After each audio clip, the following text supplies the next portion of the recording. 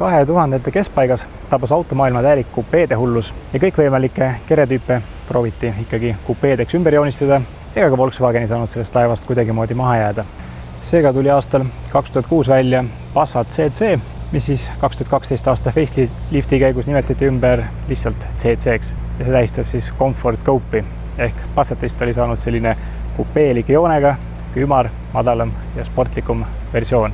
Ja aastal 2017 vahetaski siis Ayrton CC välja. Volkswagen enda väitel muidugi pole tegemist otseselt siis Passat CC järglasega, vaid täiesti uue autoga ja sellega sihiti natuke rohkem sinna premium klassi. Ayrtoni tootmine algas aastal 2017 ja kõigepealt tuli auto välja luukpärana ning aastal 2020 lisandus siis universaal ehk shooting brake. Kuigi Volkswagenid on Eestis arvel suisa üle 90 000, see Ayrtoni on registris pisut alla 1000 eksemplari ja Auto24 portaalist leiab neil müügil umbes 49 eksemplari ning hinnad stardivad seal 19 000 euro kandist. Kuidas Ayrtoniga sõita on, millist varustust sinna pakuti ja millised mootorid leiame kapoti alt ning kuidas ta vastu peab, seda uurime täna natuke lähemalt ja ühtse vaatame üle, milliste autodega tuleb tal järeltulul rinde pista. Selleks laenasingi siin täna Pirni tänava Möller auto kasutajautode osakonnast selle R-versiooni, sest mul endal lihtsalt kodus ei ole ühtegi Ayrtonit.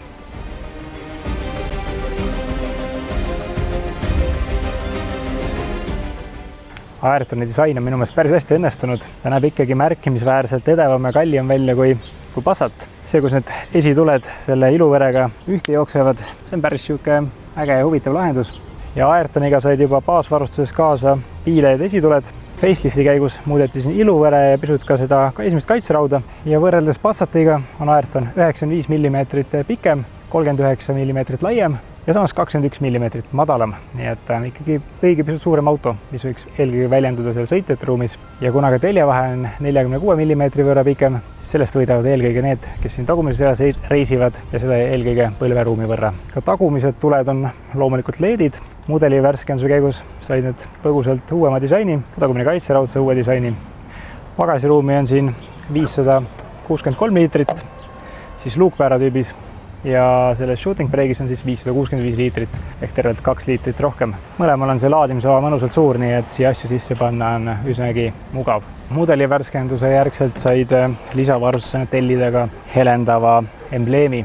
Kuid kokkuvõtvalt Ayrton väljast minu arust päris äge välja ja mulle endal isiklikult meeldib vähemalt see universaal ehk shooting brake märksa rohkem kui luukpäära. Kuigi üldiselt universaalid ei ole ilusad, siis minu arust Ayrton on siin päris hästi 10-sse pannud.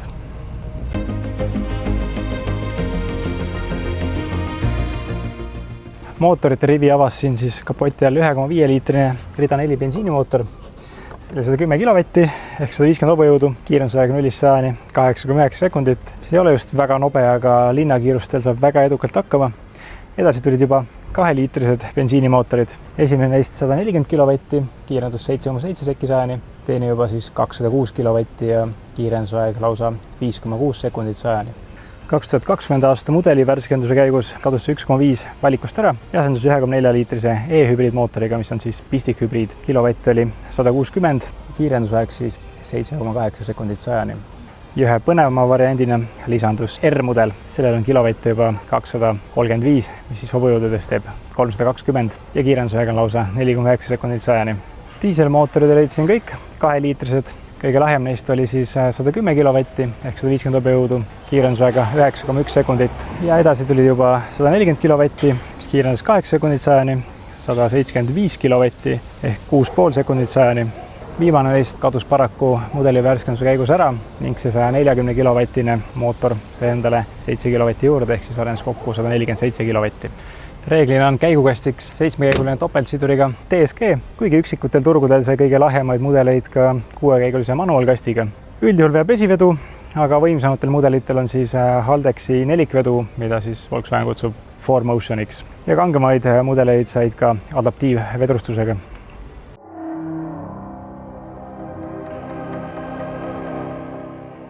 Aga kuidas Ayrtonil varustusega lood on? Algselt tuli ta välja 3 erinevas varustuspaketis, oli Basic, Elegance ja Airline. Peale facelifti see esimene kadus ära, ehk siis kõige plangumat varianti enam osta ei saanudki. Aga Basicul tuli kaasa nahast multifunktsionaalne rool, riidest istmepolstrid, komfortistmed olid neil kõigil olemas, osaliselt on juhiistega elektriliselt reguleeritav, ehk siis seljatugi ja siis nii-öelda see nimme osa siin.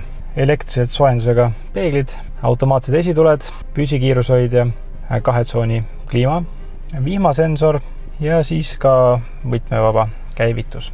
Elegants lisas siia juurde poolnahksisu, nii ette kui taha parkimisandurid ja esimesed istmes soojendused. Airline paketiga tuli kaasas juba musta värvi laekangas, said vähe sportlikumad istmed ja R-logod siia seljatoe sisse. Ja loomulikult lisavarustuse nimekiri on siin küllaltki pikk. Mõned asjad, mis esile võiks tuua, on see, et näiteks USB-pesad, mäludega elektriselt liigutatavad istmed, tagumised istmesoojendused, massaažiseid juhile tellida. Digitaalne näidikute paneel alguses oli lisavarustusena, peale mudeli värskendust siis nii-öelda baasvarustuses juba. Meeleoluvalgustus, panoramkatus tuli tellida, siis said veel head-up display, parkimisabisüsteeme, siis parkimiskaamera, 360 vaatega parkimiskaamera, samamoodi lisavarustusena ja loomulikult erinevaid juhiabisüsteeme oli sealt võimalik linnutada ikkagi päris pikk nimekiri kokku endale. Ja ka sellise täisnahksisu eest siis tuli ikkagi juurde maksta. Mis üldine mulje jääb selle Ayrtoni sisemusest? No ta on ikkagi, oleme ausad, küllaltki sarnane Volkswagen Passatile, et kui välimus on totaalselt teistsugune, siis seest on ikkagi see Passat äratuntav. Aga saad sellise naha imitatsiooni armatuurile. Ta näeb pigem siuke kvaliteetne välja, mitte küll nüüd ülemäära luksuslik, aga siiski ikkagi väga kvaliteetne, et see kogu see ergonoomika, see on siin Ayrtonis väga hästi paigas. Nii et mingit erilist veiderdamist endale ei luba, aga samas küllalt klassikaline ja viisakas on kõik siin sees. Ta ei ole nüüd nii edev, kui võib-olla välimus lubaks, aga ikkagi siuke viisakas, šikk ja korralikult ikkagi kokku pandud. Siin tagumisreas on nüüd küll päris üllatavalt palju jalaruumi. Kui mõnes autos saab kelkida, et rusikad mahuvad vahele, siis siin mahub 2 paari rusikaid vahele. Et jalaruumiga on siin küll päris hästi. Kes võib olla pikema kehaga on, siis ütleme, minu peale mahub siia napilt veel rusikas vahel ära, aga ega siin nagu ülemäära pearuumi nüüd ei ole. Samas nagu minul ei ole põhjust siin kurta millegi üle.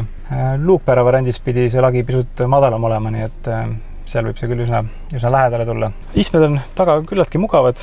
Võib-olla nüüd, kes siin keskel peab reisima, siis temal võib-olla nii hästi ei ole, sest kardaani tunnel on küllaltki kõrge, aga vähemalt mitte liiga lai, nii et kuid ikkagi niisugust sääre kokkupuude tunnet tuleb siin võib-olla pisut taluda.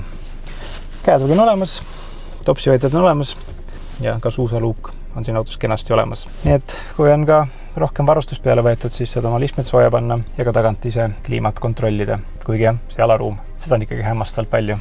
Saad lükata jalad siia mõnusalt juhiistme alla ja võid ennast päris mõnusalt tunda.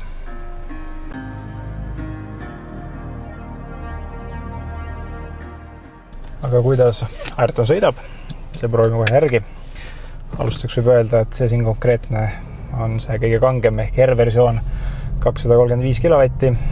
Nii et see liigub küll, kuigi see 2-liitrine mootor võib-olla ei tee kõige mahlasamat häält. Aga teravustel jagub ja üks teine aspekt, mis selle konkreetse versiooni juures tasub kindlasti tähele panna, on see, et selle vedrustus on eriti siukseks jäigaks timmitud.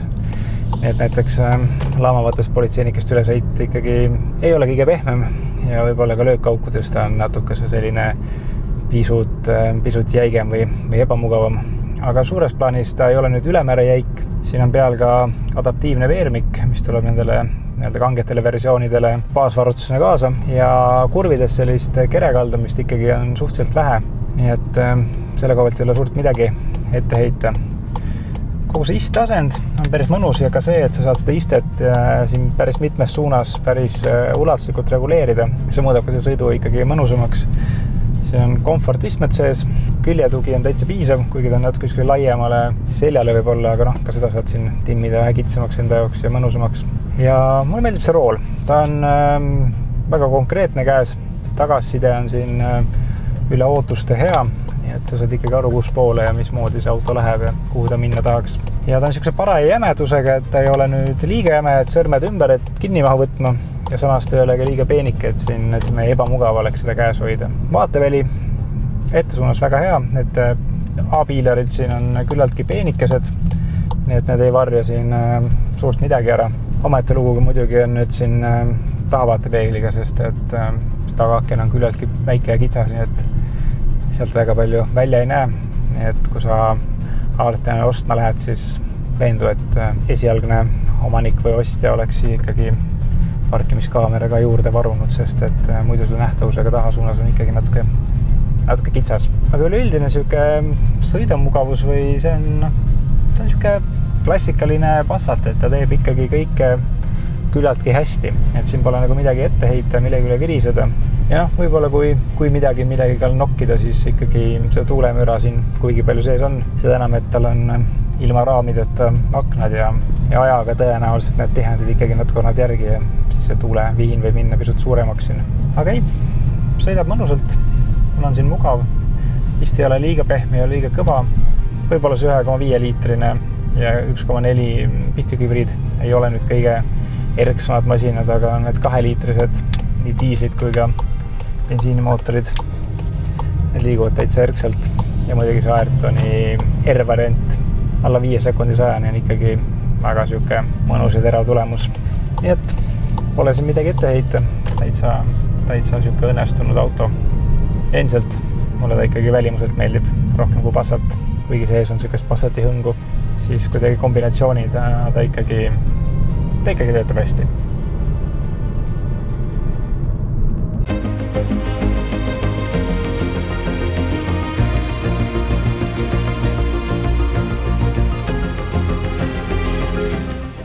Tere!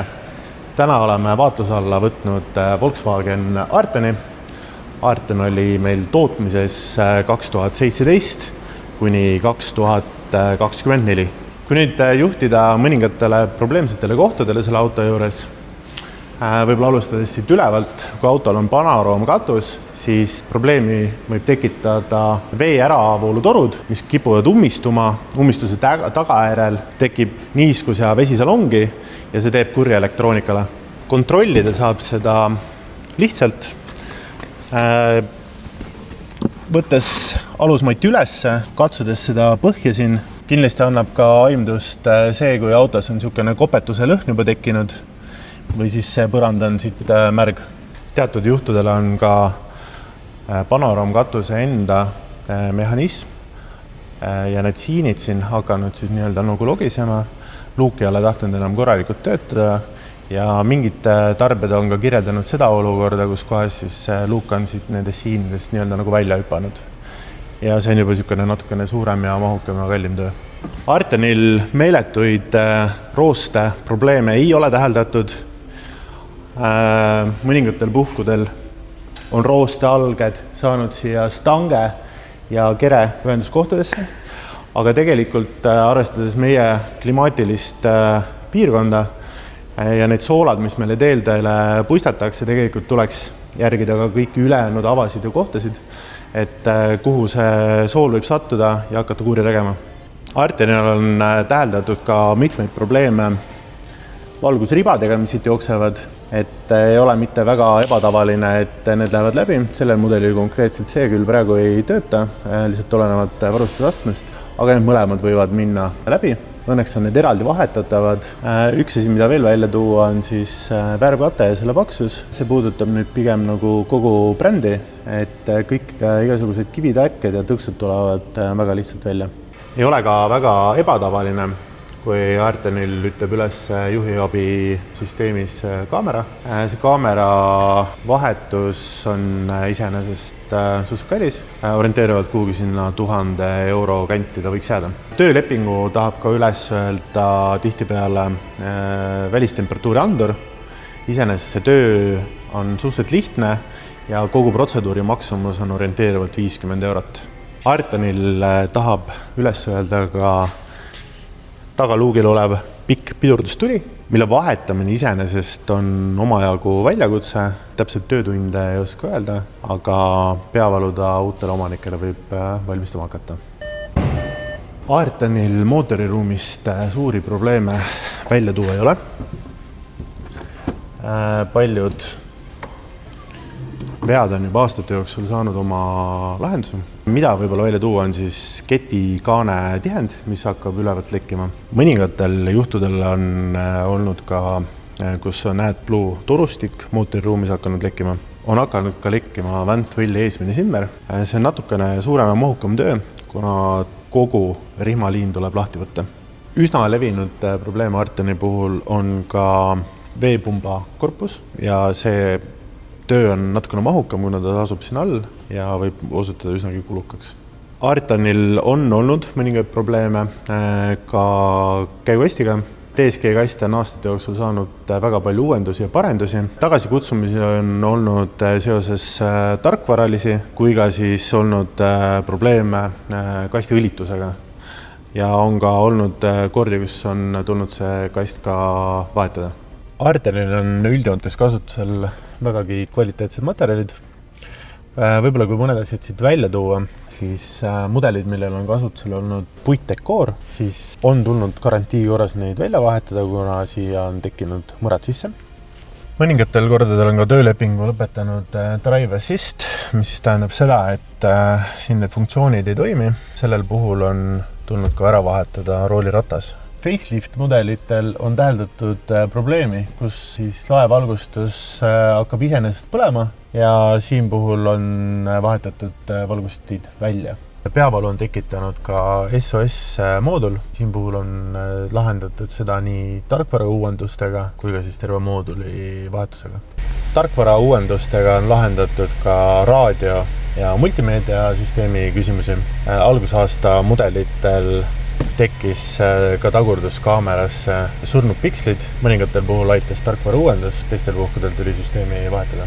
Artoni sillas võib-olla kõige suurem probleem, mis on tegelikult sarnane Passat B8-ga, on siis õõtshoobade tagumised puksid, mis ajaga vananevad, lagunevad. Puks eemaldub metallosast ja puks küll iseenesest ei ole kallis, aga pigem see töö, kuna tuleb sillatala tihtipeale lahti lasta ja ka käigukasti liigutada, et sinna nagu ligi pääseda.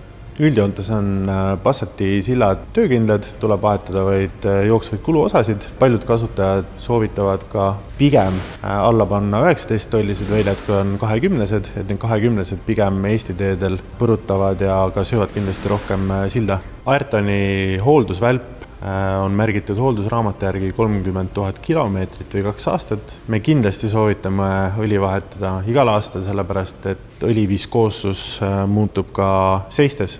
Käigukastis ja Haldex-süsteemis soovitame õlivahetust teha iga 60 000 kilomeetri tagant. Õhufiltreid ja salongifiltreid samuti 60 000 kilomeetri tagant. Pidurivedelik on tehase andmetel soovituslik teha iga 2 aasta tagant. Kütusefilter iga 60 000 kilomeetri tagant. Ja oluline on ära märkida ka hammasrihma vahetus, mis on 180 000 kilomeetri tagant, mis on natukene suurem töö, aga tingimata pigem teha varem, kui teha seda pärast hiljem. Lihtsamad hooldused lihtsalt mootoriõli vahetusega ja mõningate filtritega on sinna kuhugi 400 € juurde. Natukene suuremad hooldused, kus on võib-olla ka rohkem õlisid vaja vahetada, võivad jääda sinna kuhugi 700 juurde. Ja kui meil on nüüd vaja vahetada ka hammasrihm, siis soovitame igal juhul küsida personaalset pakkumist. Ayrton on iseenesest ilus ja hea auto. Kindlasti tuleb silmas pidada neid kohti, mis me videos välja tõime. Kindlasti tasub teha ostueelne kontroll. Ostueelse kontrolli saate lihtsalt tellida, kui lähete Auto24 kuulutusvaatesse. Tellite endale sobiva paketi. Meie spetsialistid teevad ostueelse kontrollide ja saate raporti. Või tulete meile autosse, kus siinne meeskond teeb samuti ostueelse kontrolli ja saate kinnitust, kas autot osta või pigem mitte.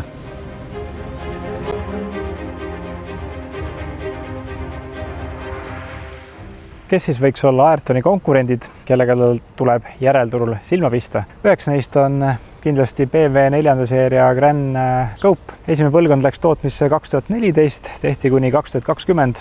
Autoga 24 leiab meil müügil muidugi üsna üksikuid ja hinnad hakkavad seal 19 000 € juures. Aga 2020 tuli välja teine põlvkond, neid on müügis juba 4 tükki. Nende hinnad hakkavad seal 40 000 € juurest ja seal on valikus siis kas 2-liitrised või 3-liitrised bensiinimootorid. Teise sellise tõsisema konkurendina kindlasti läheb arvesse Audi A5 Sportback. Teine põlvkond, tootmisse läks ta aastal 2016 ja tehti kuni siis 2024. auto 24 portaalist leiab müügis neid 27 eksemplari. Hinnad algavad 16 000 euro juurest ja mootoriteks on siis kas 2-liitrised bensiini või 2-liitrised diiselmootorid erinevas võimsusastmes. Mida siis kokkuvõtlikult arvata sellest Volkswagen Ayrtonist? On ta parem kui Passat? Märkimisväärselt kaunim on ta küll, ta näeb ikkagi oluliselt edevam välja, auto on ka suurem, et ka taga on jalaruumi rohkem. Ja sõita on temaga ju väga mõnus. Ta on saanud täpselt endal kõik Passati praktilised omadused, nii et nii head kui vead. Ja ega neid vigu nüüd ülemäära palju ei olegi ju. Et vastupidavusega on ka kõik hästi. Ta pole võib-olla küll nii sportlik kui tema Saksa konkurendid, aga Eesti teedel sa väga seda jäikust ja sportlikkust taga otsidki. Et Ayrton on minu meelest küllaltki selline õnnestunud auto ja sellise kupeeliku olemuse kohta ikkagi üllatavalt ka praktiline.